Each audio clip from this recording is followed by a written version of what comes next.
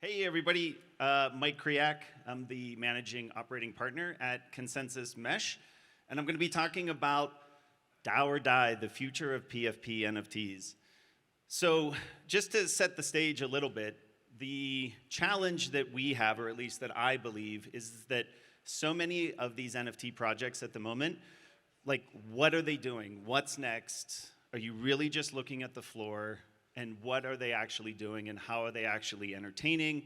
How are they actually bringing value? And to me, the answer is DAOs. And having the creators and then having the people that buy those NFTs participating in DAOs. So much of what we talk about here at Shelling Point earlier today, if you listened, you heard Kevin Iwaki speak about the importance of DAOs and coordination. And it's my belief that it's not enough to simply have ownership of IP and taking a look at floors. Otherwise, those projects are going to be worthless quite quickly. So, DAO or die. Sorry for the DAO pun. I think there are a couple DAO or die statements out there, but I thought it was really appropriate. So just a couple quick disclaimers about this. I'm going to be talking and using examples on various PFP projects that I think do DAOs well. I may own some of those. The Mesh actively participates in many DAO projects, and so these are just my own personal views. There's no shilling going on here. It's really just meant to discuss what we think are, and what I think is, some of the best projects that are out there that are using DAOs in the most effective ways. Okay, so let's take a quick poll. So how many people have first off, PFP NFTs? Raise your hand. All right. Okay, that's great. I love it. I was not surprised. All right, so how many of those are DAO-based? Okay, oh, I like this. I'm going to like you. I'm going to be calling on you in a second. Wait, show those hands again, DAO-based. Okay, a little less. All right, do you actively participate in any voting within the DAOs? Okay, great. DAO punks, all right, woo! All right, I dig it. Maybe you should come up here and give this talk. Okay, so let's dive into what the problem is, again, or is the problem as I see it. So, and correct me if I'm wrong, and we could talk about this a little bit, but right now, when you look at your kind of typical PFP project, you mint, there's some type of derivative mint, ape, mutant ape. There's probably some 3D version that you get for free. There's some 720 token that promises to be the ecosystem economy. And then it's going to be in the metaverse, right? So that's like literally every roadmap. And look, I'm not knocking those, but I think I want to ask the question, what's next? So to what degree is that actually going to have sustainable value, and certainly a lot of the values that we see in many of these projects today? So specifically, and I should comment too, by the way, my background has always been in media and entertainment and tech. So prior to joining Consensus Mesh, I've been there 4 years. Prior to that, I was the chief operating officer at Mashable, the leading digital media company. So I got to see firsthand how brands and entertainment were built and content was made. And this is what really got me, to use Kevin's phrases, green-pilled in. And to note that the question here is, how do you actually build a franchise? How do you build a franchise if each of us own the IP around our specific NFT, and there are, say, 6,300 owners or 10,000 owners? How do you actually create long-term value if all of these projects are designed to be this next great enterprise, this next great entertainment brand, or this next great gaming brand?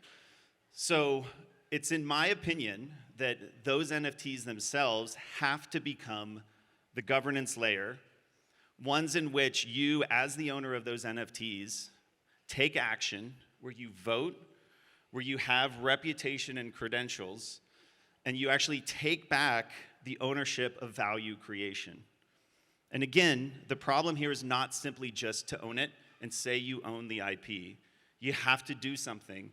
The coordination of that project has to happen. Otherwise, you're only going to be looking at the floor. So this is how I think the solution should look. So the question is, do you simply want to go to the moon or do you want to go to Hollywood? And so to me, instead of mint, derivative, etc., that's the start. But this continues on in the participation in a DAO. So what exactly happens in a DAO? So I'm saying this, I've complained about this for a few minutes, and then I actually want to say, okay, well, great. So I have this NFT, I want to participate in the DAO. What exactly am I going to do? Well, the first thing is you're actually going to vote using that NFT to decide on what the collective project should be doing. So aside from NFTs, how many of you have 720 tokens that you actively participate in DAOs broadly? Show of hands. Okay, 1 or 2 people. So how many of you own Gitcoin tokens, GTC tokens? Raise your hands. Couple back there. How about Uniswap tokens? Okay, a lot. Do any of you actively participate in the governance? Okay, couple. So this is the call to action that I'm speaking about here. The question is your participation in the DAO to affect value. And specifically in NFT projects that many people are currently flipping. Look, I love to flip JPEGs. I spend a lot of time looking at a lot of projects. I very much enjoy it. I enjoy the creativity. But you have to participate in order for there to be significant value. And this is what I mean. So the first thing is vote. Use your NFT to vote. It becomes the governance layer. The fungibles are 720 tokens that those usually end up giving or being created and airdropped. So if you have a Bored Ape, there's going to be a ape token or banana or whatever they're going to call it sometime in Q1 here. But that, sure, can be the economy for the game or whatever they're going to do, but the NFT itself has to become the voting mechanism, and you have to participate. So think about it. When all these mints happen and all the royalties are being collected on OpenSea or LooksRare, 2.5, 5%, these DAO treasuries are massive. Notice I say they're DAO treasuries, right? All of these creators, minted 4 million, 20 million, have 100 million in their treasuries. But who are they? How do you trust them to spend the money to create long-term value? You should have a say in that. Your NFT is not only the IP, but your say in how that 100 million should be spent. So to me, particularly, if you want to go to Hollywood instead of just the moon, you have to be able to say, I've got to hire talent. If I want to build a franchise, I want Netflix to make a movie from my NFTs. I want my NFTs to sing songs. You have to be able to hire people that know how to do that. People that not just simply know how to organize and create variants or do a very smart job on game theory for what looks rare and what doesn't. And that's okay. Those are very smart people that have created that. And again, I'm not knocking that. I think it's super massive and I love it. But the reality is that you have to be able to hire other people within the DAO that actually know how to build franchises, knows what it takes to make music, knows what it takes to make movies, so that the long-term value is going to be accrued collectively to the PFPs. So I'll use this example. What if I didn't do that? So what if my Bored Ape, somebody wants to license it for, and my ape has like these little coins on his eyes and say like a bank, I don't know, wants to license it for a commercial.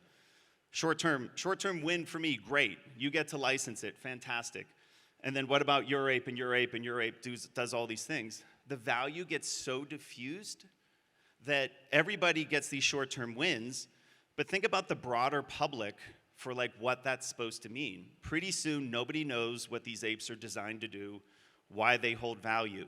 Now contrast that, obviously, with Disney and Marvel and Star Wars and the world building that happens there, or contrast that with many games where there's world building that happens. So many of these NFT projects are designed to mirror that, to be the next Star Wars or to be the next, gaming world, but none of them at present have the people or the ability to actually make that happen. So the DAO with these huge treasuries should hire.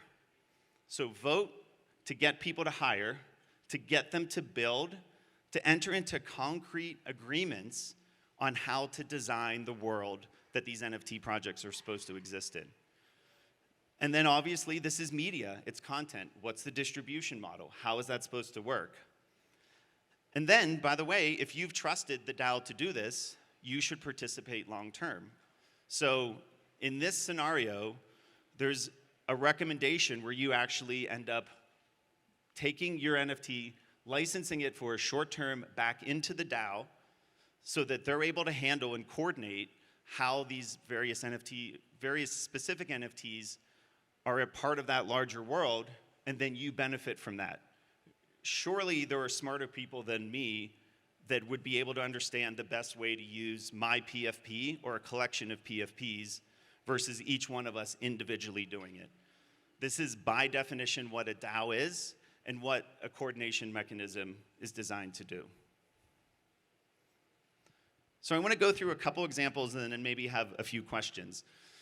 So the bestest out there, I think, are various projects, one of which is called Ready Player DAO, which does exactly this, which in this instance acquires various NFT assets, doesn't necessarily have to be PFPs, but then goes through and has the ability then to stake those NFTs onto a platform that can be lent out and have, very similar to YGG or other yield collecting projects, to be able to share in the distribution of the utilization of those NFTs.